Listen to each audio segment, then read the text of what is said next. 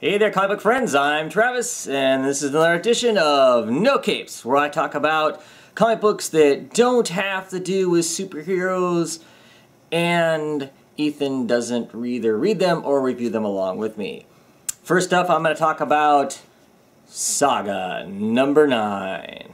Not that there isn't anybody reading this book out there.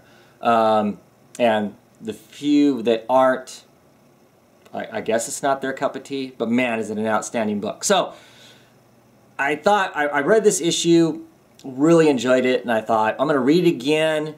I'm going to be talking about this. I'm going to kind of be, you know, it's time, this book is so lauded as being such a great book. It's time to get maybe a little hard on it. You know, let's throw some criticism in. You know, what could be better? What about this book could they make, you know, better than what it is? We're past the high, you know, past the high of the book. You know, its first 6 issues were, you know, outstanding, and so I went back to this book to try and find the holes that are in it, and I don't always do that. I like to just enjoy the books, you know, for what they are. But you know, this one's so good. It's like, is there problems? Is there something that could be better about it? Why not? I love the book. Purple cover, awesome. It's so damn short. Not that there aren't a lot of pages. It reads so fast. It's so enjoyable. It's over with so quick. And I don't know that it's over with quick so much as when you're done reading it, you go, damn, where's the next one? It's over so quick. That's the biggest criticism, is you can't get the title fast enough. Like I said, outstanding comic. This kind of, you know, somewhat misleading but not misleading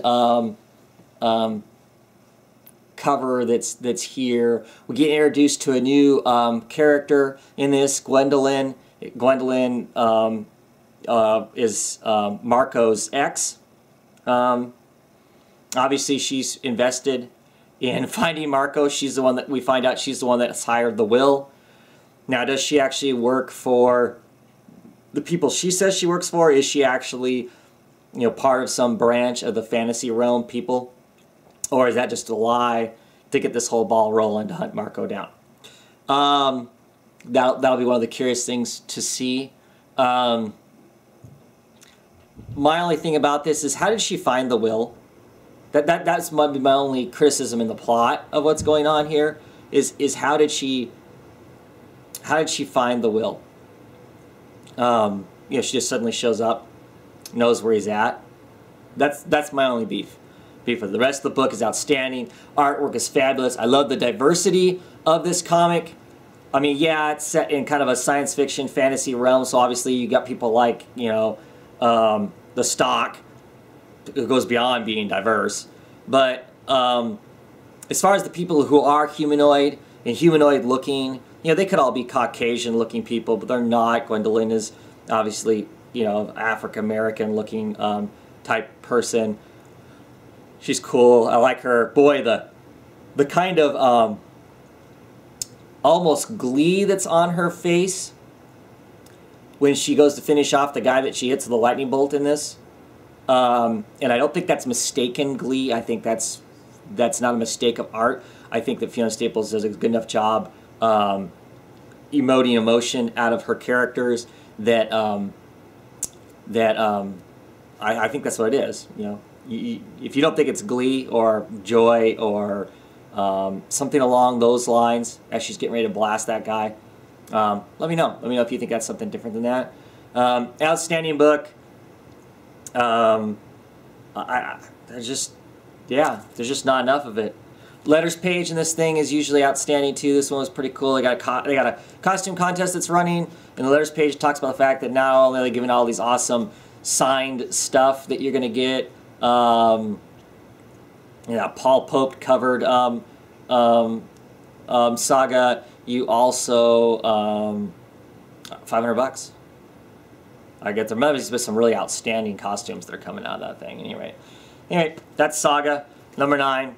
Pick it up if you're the one person who's not picking it up. It is a outstanding book. Not necessarily a jumping on point, but who cares? Anyway, next I'm going to talk about Saucer Country. This is issue number 11. This is a really good issue.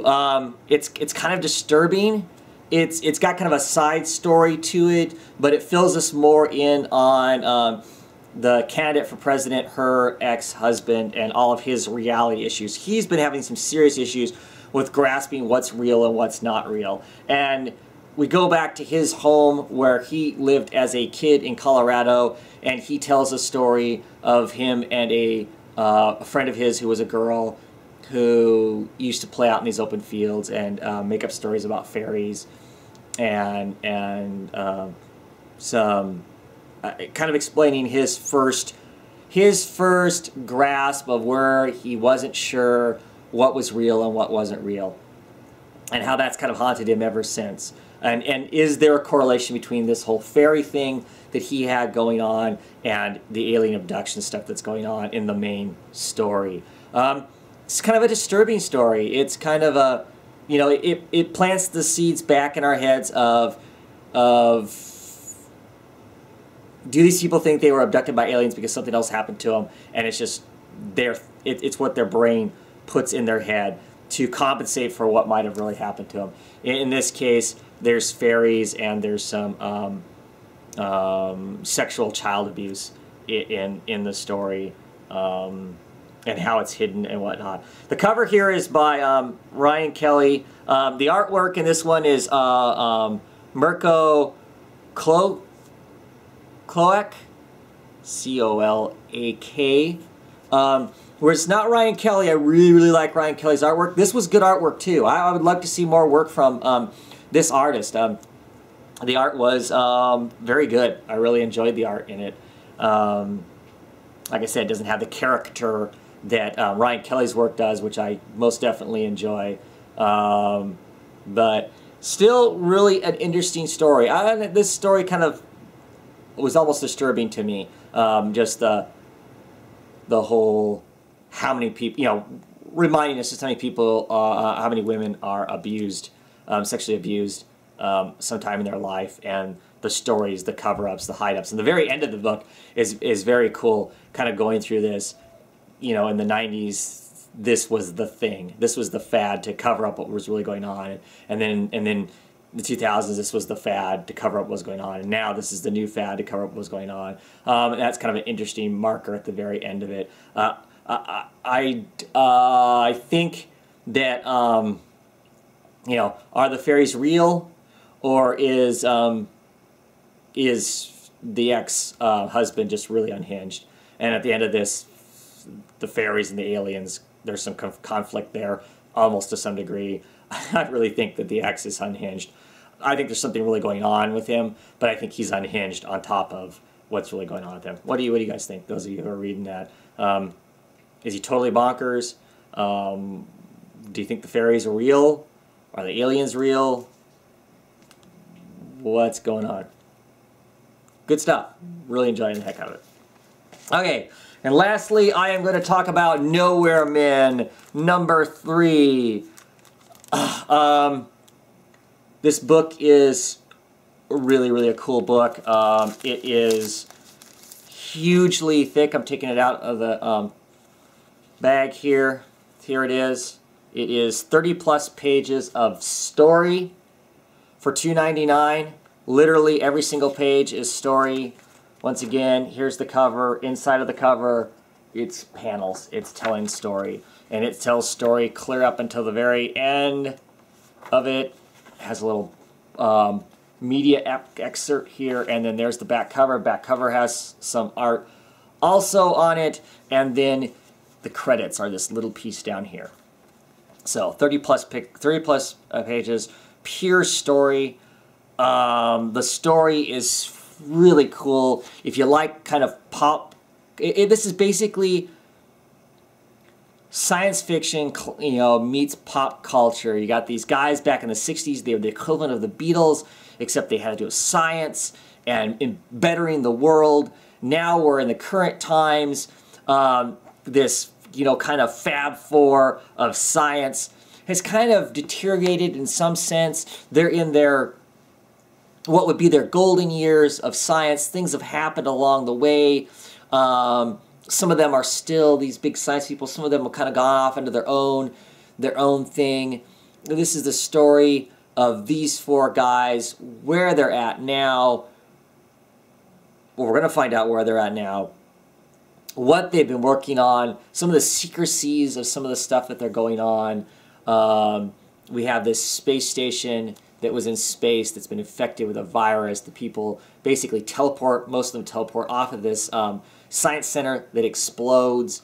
We don't know where they go. We start to find out where they land at in this. And because they teleported through in groups, the groups are in different places. Right off the very beginning of the book, once we find the first group of people that have been teleported down, they're the people, this group is the group that is actually with the guy who created the teleportation device that got them where they're at, and he does a little bit of physics telling us how hard it is, how almost impossible it is to even begin to pinpoint where the hell you're at when you're on a moving object going, you know, millions of miles an hour around the Earth, and then the Earth is spinning and moving also across the universe to move from one spot to that spot accurately and have a clue where you're at. They don't know. They're in the middle of the snow. It looks like the Arctic or whatever. One of them is freezing to death.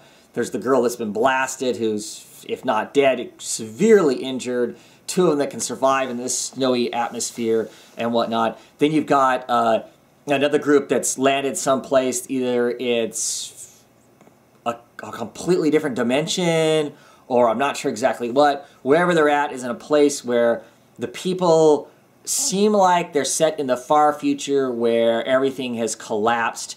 You know, they're riding a school bus, and they don't even call it a school bus. They call it a move faster thing or something like that. You know, it's really, you know, they've got, you know, sticks with fire on it, and they're treating that fire like it's some sort of magic weapon, kind of a thing.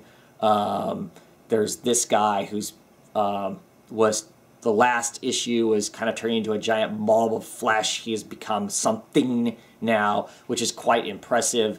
We're not sure where the other groups are. Back in our normal time, it looks like the space station has crashed.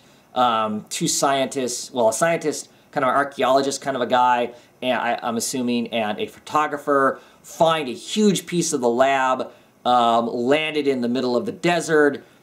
There's some ramifications there because it's got the World Corp symbol on it. This is like, you know, if this is like a space station, the space station wasn't supposed to exist. There's some implications there. And then you've got the old guy, the old scientist, one of them who's been in a coma waking up. There's some ramifications there. Really, really interesting, deep book. It's not super fast-paced. Bits and pieces of it are. The larger picture story is this big, cool arc, it seems, that's rolling along. I think there's lots of eye candy in here to make it interesting. There's lots of little things going on in it. It's really cool. Please, please, please go pick this book up. If you have a love of science, pick this book up. Pick this book up because I want you to pick it up because I want to see more and more stories and I don't want it to get canceled. There's not a lot of previews out there about this book. There's not a lot of people talking about this book. So I'm talking more and more about the book. You'll hear more of me talk about it later on, I'm sure. It's pretty dang cool. I really like it. And like I said, $2.99, like 32 pages, I believe, is what I counted. In the thing, and it's just cool. It's just a cool book, especially for the money that you're paying for it. It's worth it. It's worth it. Those people, those guys out there who are you know, watching the price points of things and stuff. yeah, it's got a lot going on in it. It's cool. It's a cool kind of a sci-fi science fiction book. Branch out. Read some science fiction. Not superheroes here. There's some super powered things, but sci-fi. Sci-fi and politics. Check it out. Read it. Read a book. Read this book. I'm done now. Thanks for watching.